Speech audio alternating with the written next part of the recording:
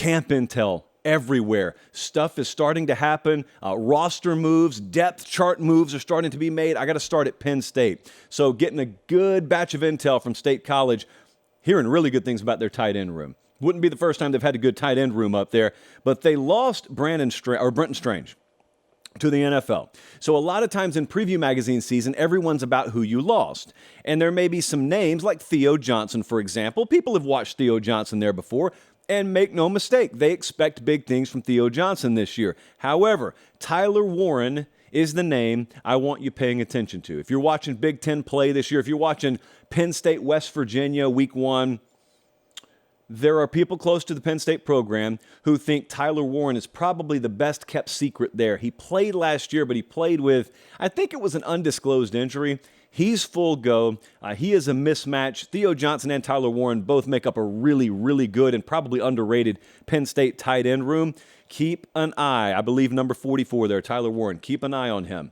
We're already really high on Penn State this year. I have not given out our Big Ten predictions quite yet, but he's one of many reasons why. What's happening at Kentucky? I caught some grief today. I caught some flack because I said, out of all the teams, I mean every one of them, guys, out of all the teams that I've gotten intel on in college football, there is no program where it sounds like things are going better than expected behind the scenes than Kentucky. Hearing a lot of good things out of Lexington. So, you know Devin Leary's coming in, and he's starting at quarterback for them, and he's replacing Will Levis.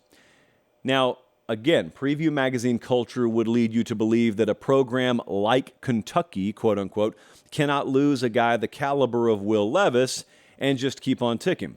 Well, I'm going to do you one better. And I'm not alone in this, by the way. There are people really informed around that program who feel the same way. I'm going to suggest to you they could lose Will Levis and improve at quarterback. Now, it doesn't just have to do with Devin Leary. I'm going to get to him in a second, but bringing Liam Cohen back as your offensive coordinator also has a lot to do with this. But let me talk to you about Devin Leary. So Leary comes in from NC State. He started like 1 million games. He looked good in the spring, but he was kind of like a quiet sort of leader in the spring. He's really emerged, man. Like fall camp could not have gone better. It's probably been a better than best case scenario as it relates to what Kentucky thought they were getting in Devin Leary and what they have gotten in him. They haven't played a game yet. I know they're 0-0. I get everything that you're saying to me in the replies. I can predict what the comments are going to say already. They hit a grand slam. Can you imagine if Devin Leary was in Tuscaloosa, Alabama right now, for example? Kentucky got him. There's a world where Kentucky gets the best quarterback play in the SEC this year. And I'm talking about pound for pound, all things considered. There's a world where that happens. So that means there's a world where Kentucky's really good. I think their offensive line has come along probably as good or better than they thought it would. Again, getting Liam Cohen back at offensive coordinator means a lot here. But Aaron Gershon has given us a lot of really good feedback over at catspaws.com. That's our Kentucky site for those interested in the 24/7 Sports Network. Keeping all of your eligibles alive is always really good feedback you get on the offensive side. Like when you're trying to compliment a quarterback and you're looking at him in fall camp and he hasn't ever played for you before, when offensive-minded people say things like he keeps all of his eligibles alive, it just means he keeps his options alive. He's really good about progressions. He's really good about checking down. He's really good about spreading the ball around, doesn't get too fixated on one target. They got a really good quarterback at Kentucky this year. Their over-under win total is 7.5. So I had some of you come at me and say, well, it was the Texas thing, except insert Kentucky. Well, we do this every year. We do what every year? Well, we hype up Kentucky. I don't. Well, some people do, and they never deliver. Dude, they've got 2 10-win seasons in the past 5 years there. Before that, last time they did it was the late 70s. The last time Kentucky won double-digit games before this recent stretch was the year Rumors came out by Fleetwood Mac. This is the second show in a row I've been able to reference Rumors. What are you talking about? They've been great. It's Kentucky. Just because they're not getting Alabama and Georgia results doesn't mean they've underachieved. They've massively overachieved. It's Kentucky. That's the whole point. So I hear really good things out of the Bluegrass State. Now, I'm not going to spend a ton of time on Texas because we talked about them last show, but I wanted to switch over to the other side. Everyone's talking about the bright, shiny objects. Everyone's talking about Texas and wide receiver room, as are we, and running back room and quarterback, as are we. But our guy Chip Brown over at Horns 24/7, I saw he put out his position group confidence meter, which is almost a good enough idea where I think we should steal it, by the way. But you know what's crazy is out of all the position groups on that team, a guy that covers the team as close as anyone thinks defensive line is the most confident position for Texas right now. Now, would you just think that on the surface? I would have thought wideout. That's number 2, by the way. So Texas, when you think about them in your mind over the past few years, what do you think about? Because I think about them not being able to stand up for 4 quarters defensively. I think about them getting thrown on a lot. And yet, what have we been talking about? On this show, at least, we've talked a fair amount about the offense. But I told you, and I'll tell you again because it's the feedback I keep getting, it has not been easy to run the ball in those Texas practices. And I don't think it's because their offensive line is terrible. I don't think it's because that running back stable is terrible. I really think they've improved massively. The kind of bodies they have on the lines of scrimmage, specifically on the defensive front, and starting to develop depth there as well. They haven't had that. Folks can casually tell you all they want to, oh, Texas has always had talent. We've gone over that. No, they haven't. Not like this, they haven't. So offensive line, I think offensive line is going to be okay for them. I think they're facing a really, really overwhelming unit at times in practice. And so the feedback we get right now is it is not easy going, trying to run between the tackles against that Texas front. Let's keep an eye on it. Let's keep an eye. What about West Virginia?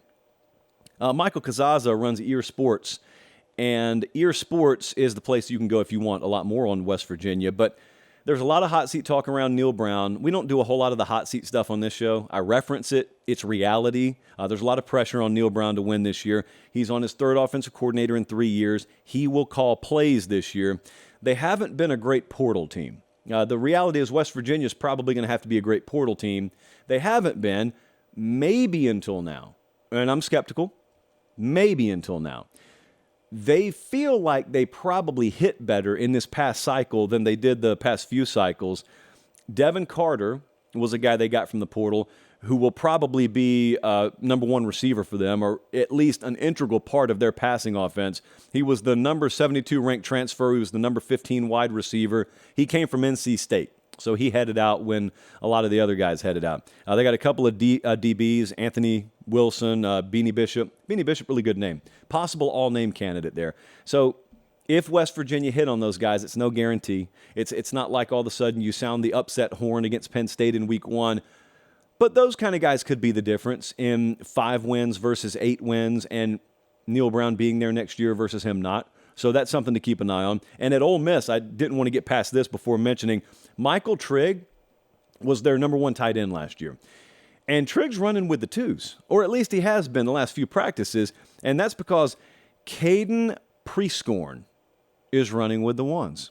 And I say that name very delicately, Caden Prescorn. He comes there by way of Memphis and had 602 receiving yards, 7 touchdowns for Memphis last year. Depth, at the very least, being provided at the tight end position.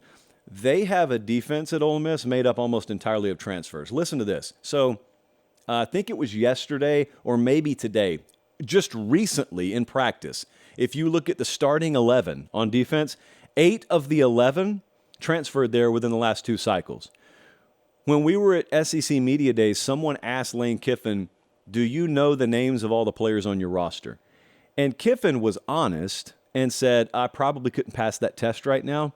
And look, that's not really that big a deal in the transfer portal era when you're as active as they are. If most guys were honest with you, the ones who have to be active, several of them would say that. And he was talking about the spring, by the way. He was saying in the spring, we were on the practice field and would be watching post-practice film and would be calling guys by numbers because we literally couldn't remember their names, just boom, boom off the top of our head. Franklin, by the way, so I'm looking at Zachariah Franklin not practicing because I remember back in the spring, this is still Ole Miss, I remember back in the spring, they had to dismiss Chris Marshall and they were needing help out of the portal at wide receiver. And so they got Franklin, and he figured to possibly be a number 1 for him. He hasn't practiced. So it's not like an immediate crisis right now, but you got chemistry to build, hopefully. You got Jackson Dart still running with the 1s at quarterback, for those not keeping track. So there are a lot of things in a state of flux right now.